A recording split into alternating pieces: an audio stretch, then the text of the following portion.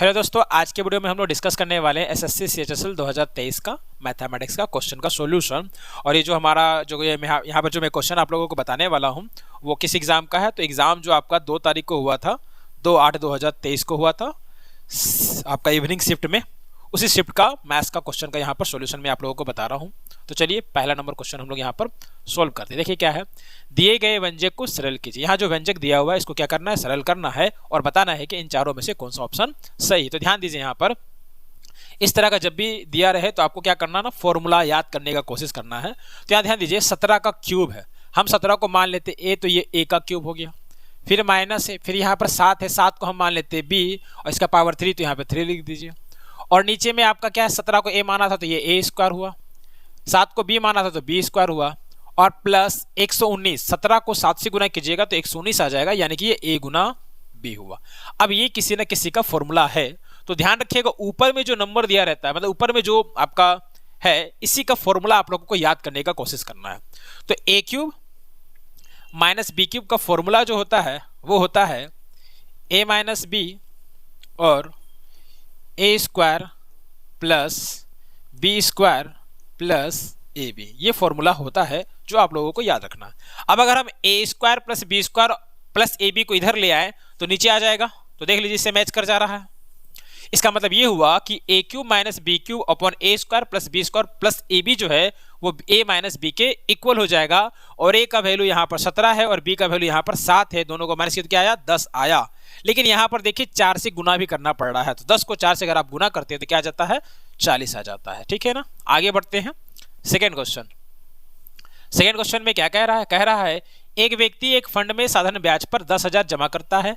Fund पर ब्याज दर हर वर्ष 4% बढ़ जाती है। यदि धनराशि जमा करने के समय ब्याज दर 8% थी तो 5 वर्ष बाद उसके द्वारा अर्जित ब्याज ज्ञात कीजिए। तो ध्यान दीजिए, हर एक पहला साल 8% है, दूसरा साल जो है वो 4 बढ़ जा रहा है, ठीक है ना। फिर तीसरा साल फिर 4 बढ़ेगा तो कितना हो जाएगा, 8 + 8 हो जाएगा, ठीक है ना। अब यहाँ पर आपको ये बात थोड़ा सा यहाँ पर ध्यान देने वाली बात ये है कि सब में 8-8 साल तो है ही, सॉरी 8% तो है ही। 5 साल में कितना हो जाएगा, 8% का बात किया जाए तो 40% हो जाएगा। अब यहाँ पर ध्यान दीजिए, पहला साल तो बढ़ा नहीं था, 8 का 8 ही था। अगला साल कितना बढ़ा, 4 बढ़ा, फिर कितना बढ़ा, 8 बढ़ा, फिर कितना बढ़ा, 12 बढ़ा, फिर कितना बढ़ा, 16 बढ़ा। ये हमारा 1 साल 2 साल 3 साल 4 साल 5 साल हो गया। अब इन सबको क्या कीजिए, आप जोड़ दीजिए, ठीक है ना।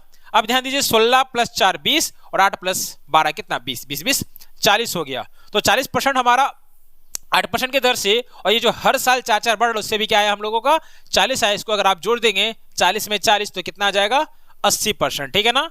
अब हम लोगों को क्या करना है, 10,000 का 80% निकालना है। तो 10,000 का 80% क्या हो जाएगा, 8,000, जो यहाँ पर आपका लास्ट वाले ऑप्शन में गिवन है, ठीक है ना। आगे बढ़ते हैं थर्ड नंबर क्वेश्चन, ठीक है। थर्ड नंबर क्वेश्चन में क्या कर, ध्यान दीजिए, अब ये भी एक फॉर्मूला ही है। आपको ये चीज ध्यान रखना होगा कि इस टाइप का जब भी दिया रहे तो ये किसी न किसी फॉर्मूला पर है, अलजेब्रिक एक्सप्रेशन का। अब यहाँ पर ध्यान दीजिए, 0.09, तो हम 0.09 को मान लेते हैं ए, तो ये हो जाएगा ए स्क्वायर। 0.04 और 0.04, तो 0.04 को हम लोग मान लेते हैं बी, तो ये हो जाएगा बी स्क्वायर। उसी तरह से इसको हम लोग मान लेंगे सी, तो ये हो जाएगा आपका सी स्क्वायर, ठीक है। आगे बढ़ते हैं, आगे देख लीजिए, 2 गुना ए गुना बी है तो 2ab हुआ। फिर देख लीजिए 2 गुना bc है, फिर आपका 2 गुना ac है। और नीचे अगर आप देखें तो देखिए यहाँ पर अगर 0.3 को 0.3 से गुना किया जाए तो 0.09 यानी कि एक आ जाए, सॉरी ए आ जाएगा। उसी तरह से 0.2 को 0.2 से भागा दीजिएगा तो क्या आ जाएगा, 0.04 जो कि b के इक्वल हो जाएगा, ठीक है ना। उसी तरह से 0.4 को 0.4 से गुना कीजिएगा तो 0.16 हो जाएगा। तो यहाँ पर आपका क्या आ गया, सी आ गया। अब इस चीज को आपको याद करना होगा, ऊपर वाले को, ये किसी न किसी का जरूर फॉर्मूला होगा। तो ये फॉर्मूला है a + b + c का होल स्क्वायर।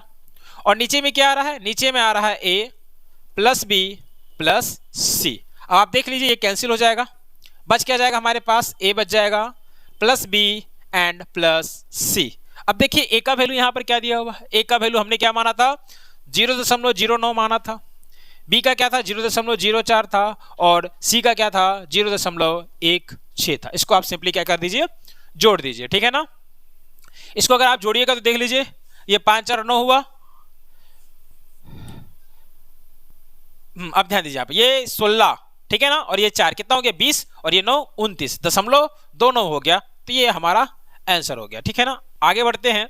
क्वेश्चन नंबर 4 क्या है? क्वेश्चन नंबर 4 में कह रहा है एक दुकानदार ने एक उत्पाद को क्रय मूल्य से 5% अधिक मूल्य पर अंकित किया और 10% की छूट देकर 1890 में बेच दिया। उत्पाद का क्रय मूल्य ज्ञात कीजिए। आपको क्रय मूल्य बताना है। तो ध्यान दीजिए, किसी भी वस्तु का प्राइस को हम लोग 100 मानते हैं, इसने क्या किया है 5% बढ़ाकर लिखा है, यानी कि उस पर लिखा कितना है 105 लिखा है। 105 लिखने के बाद वो 10% का डिस्काउंट दे रहा है। तो 10% का डिस्काउंट किस पर देगा? तो मार्क्स प्राइस पर देगा। ठीक है ना, तो 105 का 10% क्या होगा? तो 10.5 होगा। आप यहां से 10.5 को घटा दीजिए। अगर आप इसमें से 10.5 को घटाते हैं, यानी कि 105 में से 10.5 को अगर आप घटाते हैं तो आपका हो जाएगा 94.5। इतना में वो क्या कर रहा है? सेल कर रहा है। ये मेरे हिसाब से हुआ, बट प्रश्न में क्या कह रहा है 1890। इसका मतलब ये हुआ कि 94.5 जो है वो 1890 के इक्वल हो जाएगा।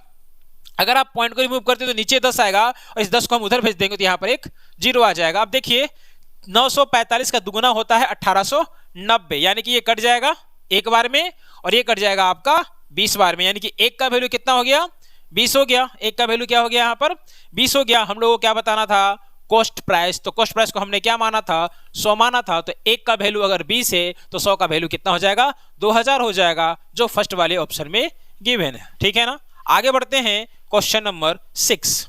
क्वेश्चन नंबर 6 में क्या कह रहा है 2 वर्ष पहले एक गांव की जनसंख्या 12,000 थी। आज से 2 साल पहले 12,000 थी। ठीक है भाई, यदि पिछले 2 वर्षों में गांव की जनसंख्या में क्रमशः 2.5% और 3% की वृद्धि हुई तो गांव की वर्तमान जनसंख्या ज्ञात कीजिए या कितनी है आपको बताना। ध्यान दीजिए, आज से 2 साल पहले कितना था 12,000 था।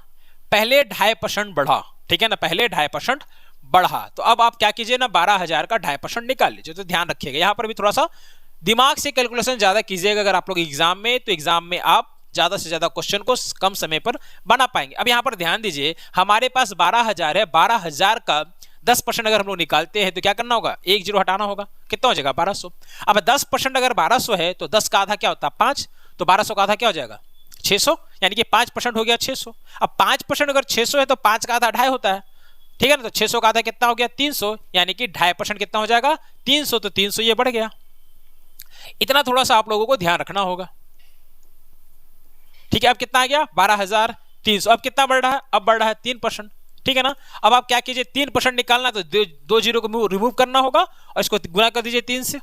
तो 3 3 9, 3 2 का 6 और 3 1 3, कितना आया 3 6 9 आया। अब यहाँ पर एक चीज आपको गौर करने वाली बात है, यहाँ भी 0 है, यहाँ भी 0, यहाँ पर क्या रहा 9 आ रहा है। ठीक है ना, तो अगर आप यहाँ से मैं ऑप्शन को देखेंगे तो आपको साफ नजर आएगा कि ये वाला ऑप्शन जो है वो सही होगा। आप चाहे तो 12,300 में इसको जोड़कर देख लीजिए, आपका आ जाएगा 12,669, बट ये 9 आया, हमने आंसर मिला दिया। ठीक है ना, आगे बढ़ते हैं।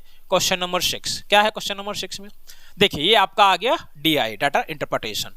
ठीक है, ये सब क्वेश्चन जो होता है वो आसान होता है, बट थोड़ा सा इसमें जो डेटा दिया रहता है उसके हिसाब से थोड़ा सा लगता है कि ये हार्ड है, बट इसका कैलकुलेशन आसान होता है। ठीक है ना, ये आसानी से बन जाता है। क्या है?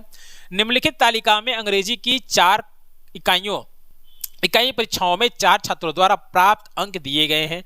तालिका को ध्यानपूर्वक पढ़िए और नीचे दिए गए प्रश्न का उत्तर दीजिए। ठीक है भाई, देते हैं। 4 छात्रों में किसकी औसत अंक सबसे अधिक है? तो औसत अंक उसी का अधिक होगा जिसका ओवरऑल अंक अधिक है। तो औसत निकालने का हमको जरूरत यहाँ पर नहीं है, सिंपली हम क्या कर लेते हैं सबका सम निकाल लेते हैं। सम निकालने पर जो सबसे बड़ा होगा वही हमारा आंसर होगा। तो ध्यान दीजिए, यहाँ सब में 20-20 है, आपको सब में 20-20 नजर आ रहा होगा। तो 4 को 20 है तो 80 तो हमारा ऐसे हो ही गया। और आप क्या कीजिए यहाँ पर 2 और ये 4, 4 2 6 6 3 9, कितना हो गया ये 89 हो गया। उसी तरह से यहाँ ये 2 को यहाँ भेज दीजिएगा तो ये भी 20-20, सब में तो 20-20 हो ही गया। तो ये 80 और यहाँ पर ये 4 एक्स्ट्रा तो कितना हो गया 84 हो गया। ठीक उसी तरह से यहाँ देखिए 20 है 20 है 20 है 20 है एक्स्ट्रा है, बट हम लोग 20 तो इसमें है ही तो 80 हो गया। बट ये 4 2 6 और 4 10, कितना हो गया टोटल ये 90 हो गया। ठीक है ना, अब यहाँ ध्यान दीजिए सब में 20-20 तो आपको दिख ही रहा है ना। तो ये 80 हो गया और एक्स्ट्रा क्या है यहाँ 3 है, यहाँ 2 है और यहाँ 1 है। 3 2 5 और 1 6, कितना हो गया 86 हो गया। अब बीच वाला 90 ज्यादा आया तो इसका औसत भी ज्यादा ही आएगा। तो ये कौन है रवि है। ठीक है ना, तो इस आंसर हमारा क्या हो जाएगा रवि। थर्ड वाला ऑप्शन सही हो जाएगा हमारा।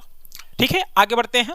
क्वेश्चन नंबर 7 क्या है? 7 में sign theta minus cos theta का वैल्यू 1/5 है, तो sign theta plus cos theta का मान ज्ञात कीजिए। अब इसके लिए आपको कुछ आइडेंटिटीज जो है आप लोग क्लास 8 में वगैरह में पढ़े होंगे, उसको याद रखना होगा। और ट्रिग्नोमेट्री आप पढ़े हैं क्लास 10 में, इसको थोड़ा सा याद रखना होगा।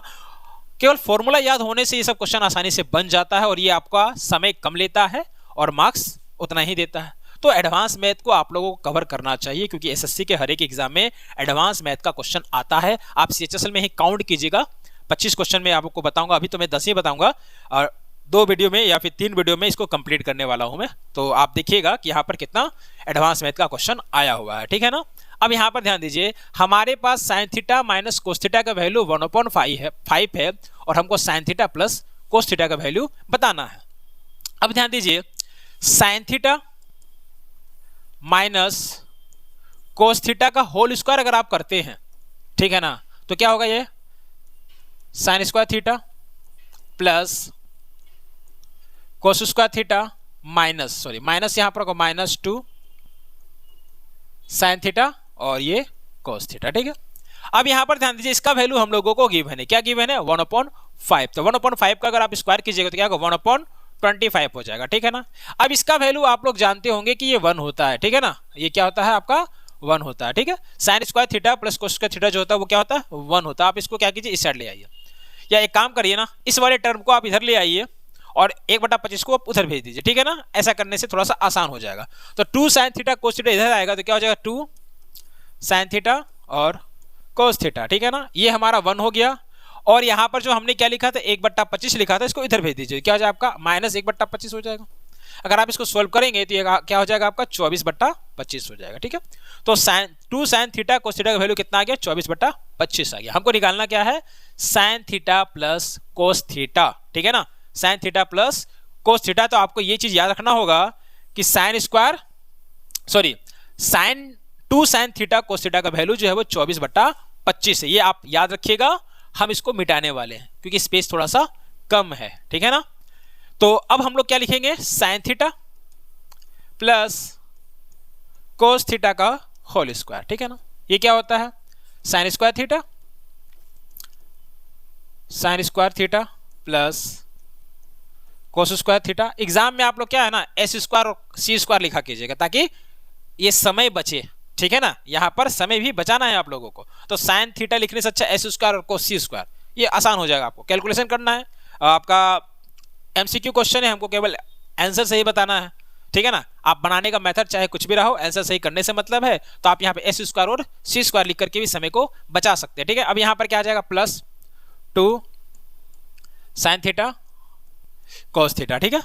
अब sine square theta plus cos square theta का वैल्यू क्या होता है, 1 होता है। और 2 साइन थीटा कोस थीटा का वैल्यू हमने क्या निकाला था, तो हमने निकाला था 24/25।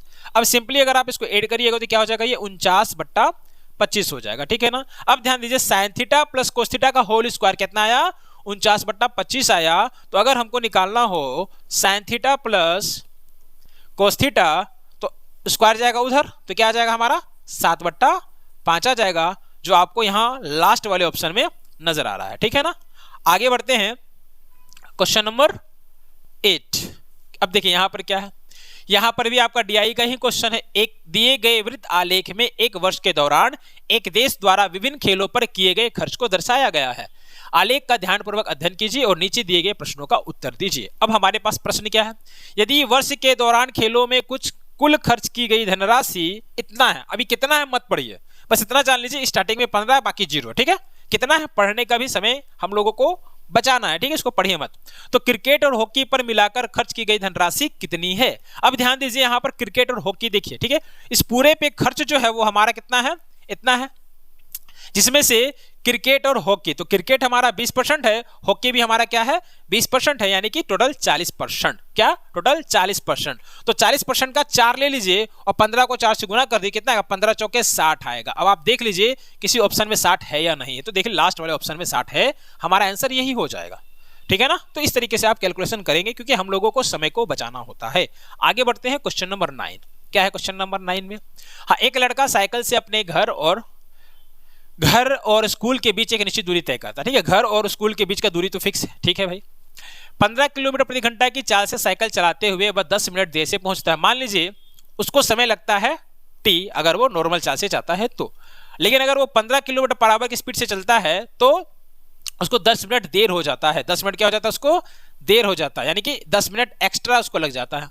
लेकिन अगर वो 20 किलोमीटर प्रति घंटा से जाएगा तो उसको 5 मिनट पहले पहुंच जाएगा, जिस समय उसको पहुंचना है उससे 5 मिनट पहले पहुंच जाएगा, ठीक है ना। यहाँ पर स्पीड कितना था, 15 था, यहाँ पर स्पीड कितना है, 20 है। हम मान लेंगे डिस्टेंस कितना है, d, और यहाँ पर भी क्या है, d है, ठीक है ना। हम लोगों को निकालना है टाइम, तो टाइम इज इक्वल टू क्या होता है, डिस्टेंस अपॉन स्पीड, ठीक है ना। डिस्टेंस हमारा d, स्पीड हमारा 15, इसमें आप माइनस कीजिए, डिस्टेंस d है और यहाँ पर क्या है 20 है, ठीक है। अब आप देख लीजिए यहाँ पर अगर आप इसको माइनस करिएगा तो ये तो हमारा कट जाएगा और ये 10 10 कितना हो जाएगा, 15 हो जाएगा, तो यहाँ पर 15। लेकिन हमने डिस्टेंस को किलोमीटर में माना है और स्पीड हमारा किलोमीटर पर आवर है, तो इसको क्या करना होगा, आवर में बदलना होगा, तो बट्टा में क्या करना होगा, 60 करना होगा, ठीक है ना। अब इसको हम लोग सोल्व करते हैं। देखिए 15 से कटेगा, 15 कम 15, 15 चौके 60। कुछ मत कीजिए, एलसीएम एलसीएम लेने का कोई जरूरत नहीं, क्रॉस मल्टीप्लाई कीजिए, 20 को डी से किए 20d और ये 15 से तो 15d, 20 में से 15 गया तो कितना आया, 5d आया। और नीचे में इन दोनों गुना कर दीजिए, गुना भी मत कीजिए, यहाँ पे 15 गुना 20 लिख दीजिए और बराबर में कितना है, 1/4 आया। अब देखिए कटेगा, 5 दिया 15 कट गया और 4 से ये 5 बार में कट गया तो कितना है, d/15 बराबर 1, तो 1 चला जाएगा, सॉरी 15 चला जाएगा ऊपर, तो d का वैल्यू कितना आ जाएगा, 15 किलोमीटर, जो आपका लास्ट वाले ऑप्शन में दिया हुआ है। तो इस वीडियो का लास्ट क्वेश्चन अब हम लोग बनाएंगे, क्वेश्चन नंबर 10। क्या है क्वेश्चन नंबर 10 में, हाँ, एक बेलन के आधार की त्रिज्या और ऊंचाई का योग 42 मीटर है, ठीक है। यदि बेलन का पृष्ठीय क्षेत्रफल 6336 मीटर स्क्वायर हो तो बेलन का वक्र पृष्ठीय क्षेत्रफल दशमलव के 2 स्थानों तक सही ज्ञात कीजिए। अब पाई का वैल्यू आपको लेना है 22/7। तो ध्यान रखिएगा, बेलन, बेलन कहते किसको है, ये है आपका बेलन, ठीक है, ये है हमारा बेलन, ये होता है इसका रेडियस, और ये जो दिख रहा है ये वाला पोर्शन, ये इसका होता है हाइट, ठीक है। यहां पर क्या बोल रहा है, त्रिज्या और ऊंचाई उसका योग दिया हुआ है, यानी कि r + h यहां पर दिया हुआ है 42 मीटर, ठीक है। तो गोले चलिए, आपका बेलन का संपूर्ण पृष्ठीय क्षेत्रफल का फॉर्मूला होता है पाई r स्क्वायर h, सॉरी 2 पाई r ब्रैकेट में r + h, ये होता है आपका गोले का, सॉरी बेलन का संपूर्ण पृष्ठीय क्षेत्रफल, जो यहां पर कितना दिया हुआ है, यहां दिया हुआ है 6 3 3 6, ठीक है। अब आप इसको सोल्व कीजिए, ठीक है ना, इसको आपको क्या करना है, सोल्व करना। ध्यान दीजिए, r + h का वैल्यू कितना दिया हुआ है, यहाँ पर 42 दिया हुआ, तो 2 लिख दीजिए। पाई का वैल्यू 22/7 लिख दीजिए। r के बारे में कोई जानकारी है नहीं, और r + h का वैल्यू यहाँ पर दिया हुआ है 42, बराबर में आपका आएगा 6 3 3 6। अब आप इसको काट दीजिए, 7 का पहाड़ा में ये 6 बार में कट जाएगा, ठीक है ना। अब 11 से काटिए, 11 दूना का 22, इसको काटिए 11 से, 11 छक 66, ठीक है ना, 11 तिया 33, ठीक है, 11 तिया 33, 1 मिनट, 11 छक 66 तो नहीं जाएगा ना, 11 5 बार में जाएगा ना, 11 5 55, क्योंकि यहाँ पर 63 है तो 55, तो बचा कितना, 5 3 8 बचा, तो 8 बचा, तो 8 और 3 83 हो गया, तो 11 7 77 है ना, फिर कितना बचा, 3 6 बचा, तो फिर 11 छक 66 कट गया हमारा। फिर इसको 6 से काटिए, 6 9 54, 6 9 54, ठीक है ना, बचा कितना 3, तो 6 छक 36 कट गया। अब ये 2 से कटेगा, देखिए 2 गुना 2 कितना हो गया 4, 4 से इसको काट दीजिए आप, 4 दूना का 8 और 4 चौके 16। आर का वैल्यू कितना आया, आर का वैल्यू यहाँ पर निकल कर आया 24। अगर आर का वैल्यू 24 है, अगर आर का वैल्यू 24 है तो 24 में क्या जोड़ा जाए कि हमको 42 मिल जाए, तो 42 में 24 घटा दीजिए, हमारा क्या आ जाएगा 18, ठीक है ना। तो हाइट हमारा कितना आ जाएगा, हाइट हमारा आ जाएगा 18, और रेडियस हमने क्या निकाला, हमने निकाला इसको 24, ठीक है। अब हमारे पास इस बेलन का हाइट 18 है और रेडियस इसका 24 है, ठीक है ना। हमको निकालना क्या है, बेलन का वक्र पृष्ठीय क्षेत्रफल निकालना, ठीक है ना। तो बेलन का वक्र पृष्ठीय क्षेत्रफल का फॉर्मूला होता है 2 पाई r h, 2 पाई RH, ये होता है बेलन का वक्र पृष्ठीय क्षेत्रफल का फॉर्मूला। R हमको पता है 24, H पता है हमको 18, और पाई का वैल्यू होता है 22/7। इसका आंसर आप लोग मेरे को कैलकुलेशन करके कमेंट बॉक्स में बताइएगा, और ध्यान रहे कैलकुलेटर का यूज नहीं करना है, क्योंकि एग्जाम में कैलकुलेटर यूज करने आप लोगों को नहीं दिया जाएगा। इसलिए आप जो है इसका को सॉल्यूशन खुद बनाइएगा, कॉपी पे बनाइएगा और अपने से बनाइएगा, ठीक है ना। तो आज की वीडियो में इतना ही। नेक्स्ट वीडियो में मैं आगे का या तो 10 क्वेश्चन बताऊंगा या 15 क्वेश्चन आप लोगों को बता दूंगा, ठीक है ना। तब तक जय हिंद, जय भारत।